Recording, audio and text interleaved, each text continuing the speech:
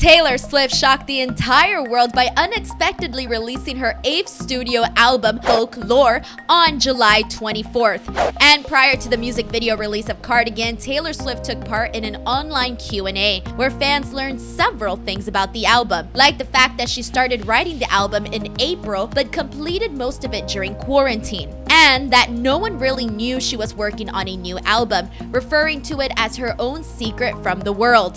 A first for Taylor, since according to her, she has never written music that way. But the main thing we learned was that Taylor wrote a wistful, sad, beautiful, tragic album that included tons of Easter eggs in the lyrics. But that's not all. Taylor told fans, "One thing I did purposely on this album was put Easter eggs in the lyrics, more than just the videos. I created character arcs and recurring themes that map out who is singing about who." Following that comment up, Taylor Swift said, "For example, there's a collection of 3 songs I refer to as the Teenage Love Triangle. These 3 songs explore a love triangle from all 3 people's perspectives at different times in their lives." And she really meant it. Sit back and relax, because in this video, I'm gonna break down each song on the album, important lyrics, possible song meanings, fan theories, and more. So let's get to it. Before watching this video, please note that Taylor Swift's mind is absolutely brilliant, incredible, and every great other adjective that I can't think of right now. And probably I have only discovered about 13% of the Easter eggs on here. So if you have any other difference of opinions or any other Easter eggs that you think should have been in this video, please make sure to add them in the comment section, because as we know, we will be discovering a whole lot more as we listen to this album. The Teenage Love Triangle Theory. The theory is that the 3 songs Taylor mentioned are Cardigan, Betty, and August, with Betty being sung from the perspective of James, Cardigan from the perspective of Betty, and August from the perspective of the mystery woman that James has an affair with. I know some fans think it's from Inez, but I think Inez is just the gossiper, not the actual mystery woman. Track 1, The One. At first listen, the song seems to be about a relationship that ended and the person is wishing it hadn't. While another interesting fan theory about this song is that the song is sung from the perspective of Betty, who is looking back at the relationship. An important lyric is, "But we were something, don't you think so? Roaring 20s tossing pennies in the pool, and if my wishes came true, it would have been you." Based on this, we could argue that this love triangle takes place in the 1920s, and we know she is reminiscing on how James could have been the one. This lyric also connects us to Taylor's "This Is Why We Can't Have Nice Things" track from Reputation, where she mentions jumping to the pool from the balcony and feeling so Gatsby for that whole year, another reference to the 1920s. And here's something interesting. The book, The Great Gatsby, is a 1925 novel written by American author F. Scott Fitzgerald that follows a cast of characters living in the fictional towns of West Egg and East Egg on prosperous Long Island in the summer of 1922. Plus, in the 2013 movie, Leonardo DiCaprio plays the lead, Jay Gatsby. And who does Taylor Swift reference in her song The Man? Leonardo DiCaprio, when she says, "I'd be just like Leo in Saint-Tropez."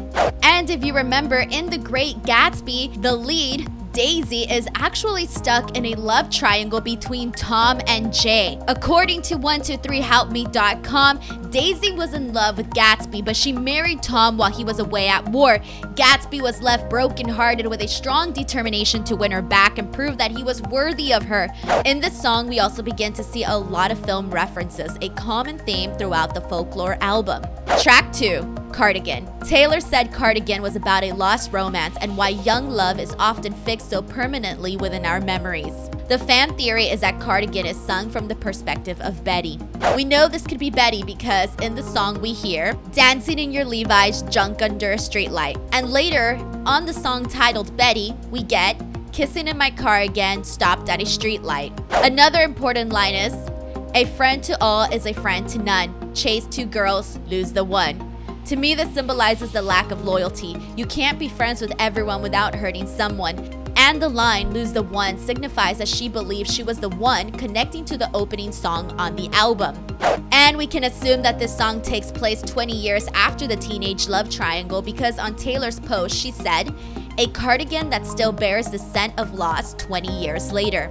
And when it comes to the music video, I think that when we see Taylor step into the piano and into a more magical place, that symbolizes where her heart goes when she thinks about that lost romance. And I think the waterfall coming from her piano symbolizes the tears that she has cried over this romance. But then when she goes into the ocean and she's trying not to drown, I think that symbolizes the hurt that was caused after the happy memories. And I also think that the longing stare at the end of the music video connects to her longing stare we saw her do towards the end of the Delicate music video.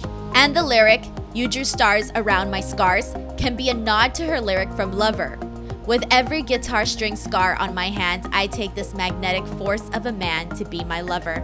Track 3, The Last Great American Dynasty. This song is said to be written about Rebecca Harkness, aka Betty Harkness, who was an American composer, sculptor, dancer, and philanthropist, and her husband William, who were the previous owners of Taylor's Rhode Island home, known as the Holiday House. According to multiple websites, Rebecca was considered eccentric, and like Taylor, she was scorned by the public and the media. So in this song, you can say that Taylor and Rebecca are similar. There are a lot of connections to Rebecca in this song that are easily connected to her. Lines like, "Her saltbox house on the coast took her mind off St. Louis. Bill was the heir to the Standard Oil name and money." Rebecca was born in St. Louis, and marrying Bill, heir to the Standard Oil, made her one of the wealthiest women in America. Flew in all her bitch pack friends from the city. According to Rachel Syme, writer for The New Yorker, the bitch pack Taylor refers to were Harkness school friends Judy and Jane, who were known in the press as the bitch squad, and blew through the money on the boys and the ballet and losing on card game bets with Dali. She founded the Harkness Ballet and was friends with Salvador Dali. Track 4, Exile. This is a song that I think is by far her greatest collaboration. It's about two former lovers seeing each other after a breakup. Once again, we see the recurring theme of film references. The line, "I think I've seen this film before and I didn't like the ending," can be a nod to her song If This Was a Movie, where she sings, "But if this was a movie, you'd be here by now." The line, "Laughing but the joke's not funny at all," can be connected to her lyric from Lover, "You'll save all your dirtiest jokes for me." Track 5, My Tears Ricochet. Thanks to tracks like Cold As You, White Horse, Dear John, All Too Well, All You Had to Do Was Stay, Delicate, and The Archer, Swifties have a very high standard for track 5 songs, and I think that My Tears Ricochet exceeded those expectations. And this is the first song she wrote for the album, and she wrote this one alone. There are several lines in the song that I think coincide with her feelings in regards to Scott Borchetta selling her masters to Scooter Braun, and her parting from Big Machine Records, such as, "Even on my worst day did I deserve, babe, all the hell you gave me." People say a lot of bad things about her, but she's saying that regardless, she didn't deserve her work to be taken from her. "I didn't have it in myself to go with grace, and you're the hero flying around saving face." This is a reference to all the back and forth drama that occurred between Taylor and Big Machine Records. "But what a ghostly scene, you wear the same jewels that I gave you as you bury me." When she says jewels, she is referencing her albums. "Cause when I'd fight, you used to tell me I was brave." This is a nod to how Scott Borchetta used to be on her side. "And I can go anywhere I want, just not home." She is such a big artist, she can go to any label except her home with Big Machine. "And when you can't sleep at night, you hear my stolen lullabies." Stolen lullabies equals her songs. "You had to kill me, but it killed you just the same. Cursing my name, wishing I stayed. You turned into your worst fears, and you're tossing out blame, drunk on this pain. Crossing out the good years, and you're cursing my name, wishing I stayed." Here, she is saying that Scott turned into what he didn't want to be and turned against her, ignoring all the good years they had. Track 6, Mirrorball. In this song, Taylor Swift is comparing her personality to that of a mirror ball, and personally, I think this song is dedicated to Joe Alwyn. In both her Reputation and Lover album, she references that she can truly be who she is with him no matter what, and for example, in her song Me, she says, "But one of these things is not like the others, like a rainbow with all of the colors. Baby doll, when it comes to a lover, I promise that you'll never find another like me." And I do think the same message applies to the song Mirrorball. Interesting lines in this song include, "And when I break, it's in a million pieces." Taylor has written in several of her songs that when things go wrong or her heart breaks, she really goes into a sad and emotional place. Like, in All Too Well, she sings, "I'm a crumbled up piece of paper lying here."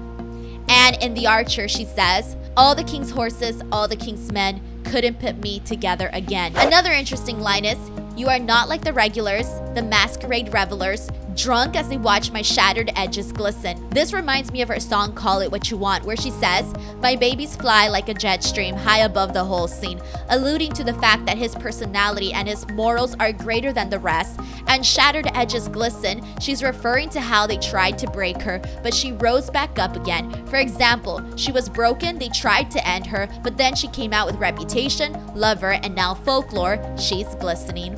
Track 7. The fan theory about this song is that Taylor is writing about her childhood life back in Pennsylvania. The lyric in the intro of the song is, please picture me in the trees. I hit my peak at 7, feet in the swing over the creek. I was too scared to jump in, but I was high in the sky with Pennsylvania under me. And I also personally think that this song has to do with how children are so innocent and sometimes adults can sort of corrupt them, because she mentions, your dad is always mad and that must be why. And I think you should come live with me and we can be pirates, then you won't have to cry or hide in the closet.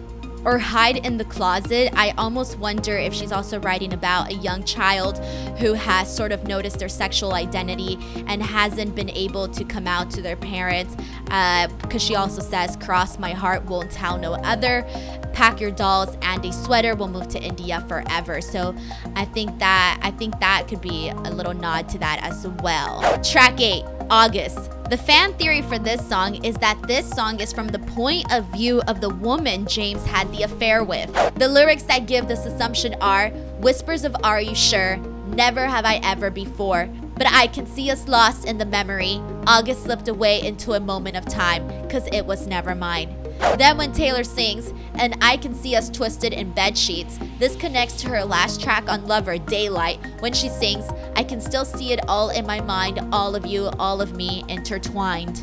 Track 9, This Is Me Trying. A fan theory about this song is that it's from the perspective of James, who is trying to right his wrongs for what he did to Betty. Then with the lyric, and my words shoot to kill when I'm mad, I have a lot of regrets about that. Maybe about Taylor's confessional songwriting style. The bridge of the song is, and it's hard to be at a party when I feel like an open wound. It's hard to be anywhere these days when all I want is you. You're a flashback in a film reel on the one screen in my town. This reminds me of her song with Zayn, I Don't Want to Live Forever, when she says, I've been looking sad in all the nicest places.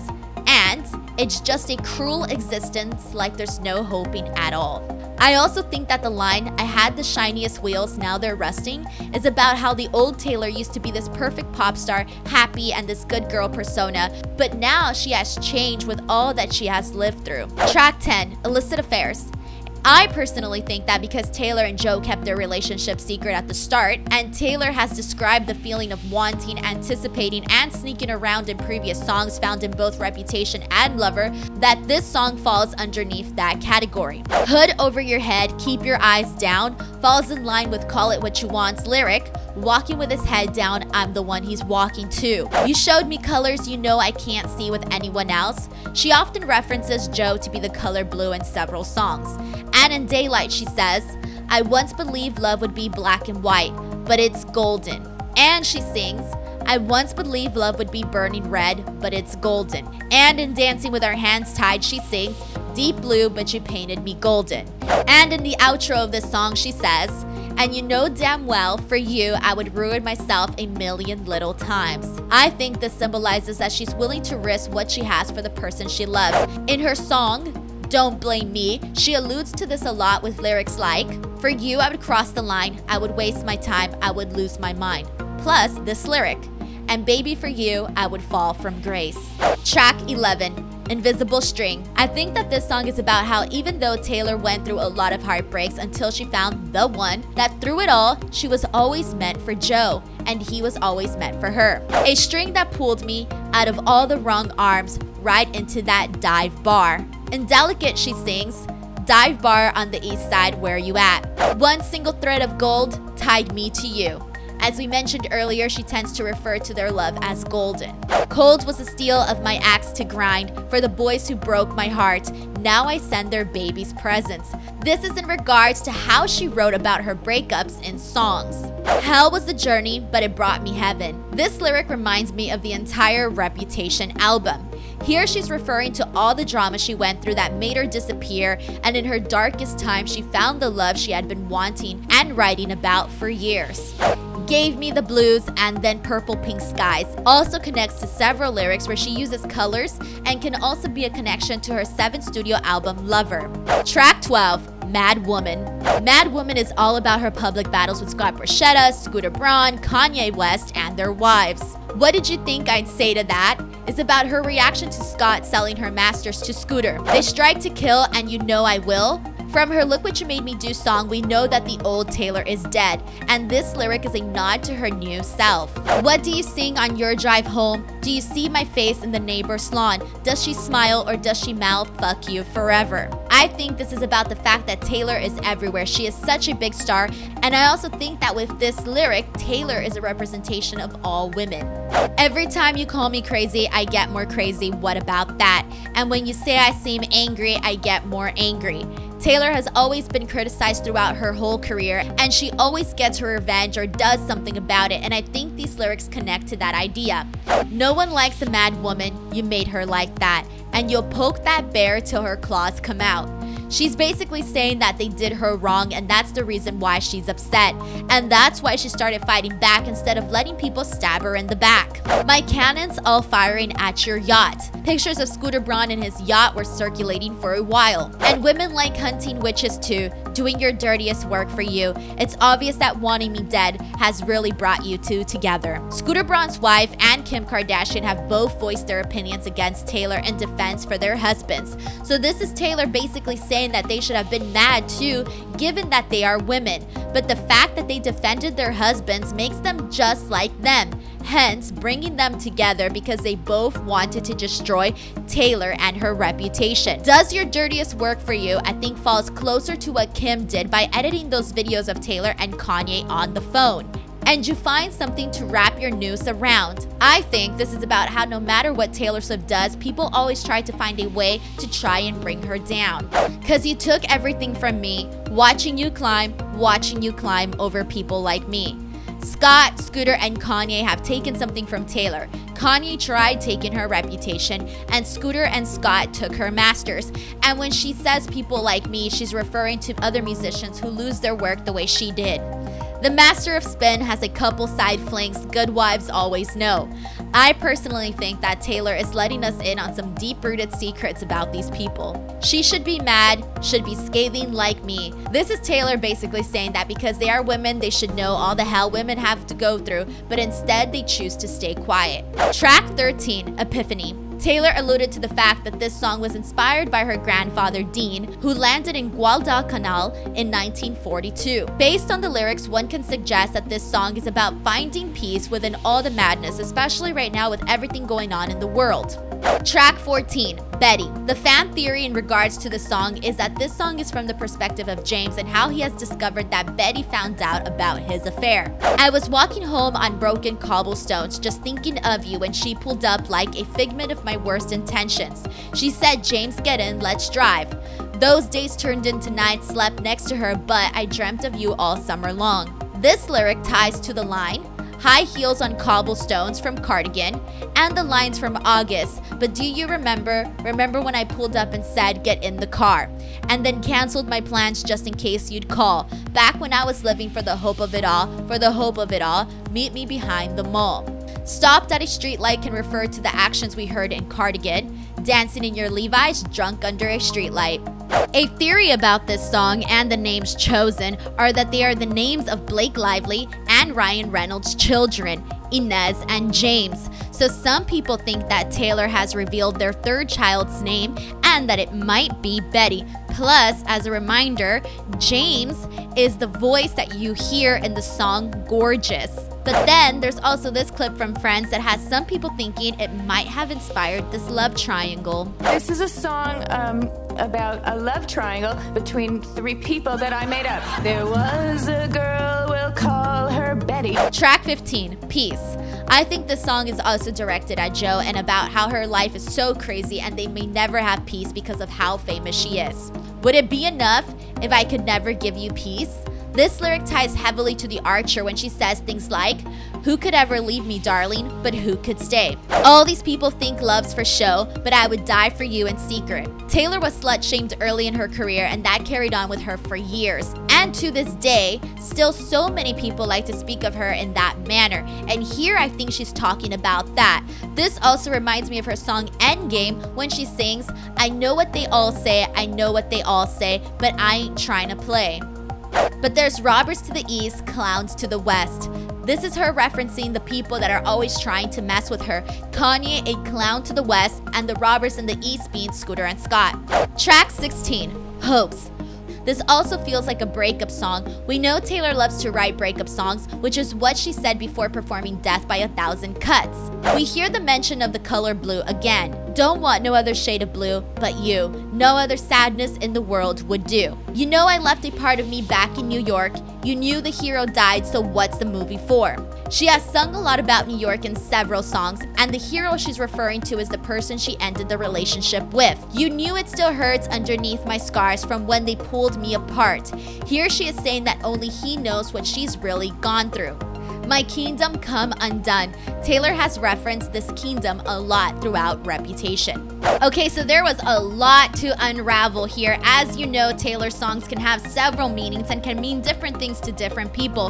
And as we listen more and more to these songs, I'm sure we will uncover more Easter eggs and more connections. But in the meantime, I hope you all enjoyed this video. Please let me know of other Easter eggs or connections that you made in the comments section below. Plus, make sure to give this video a like, subscribe to my channel for more Taylor Swift videos and pop culture content. And if you want to chat more with me about this, hit me up on Twitter or on Instagram at _Denise Salcedo. See you all next time.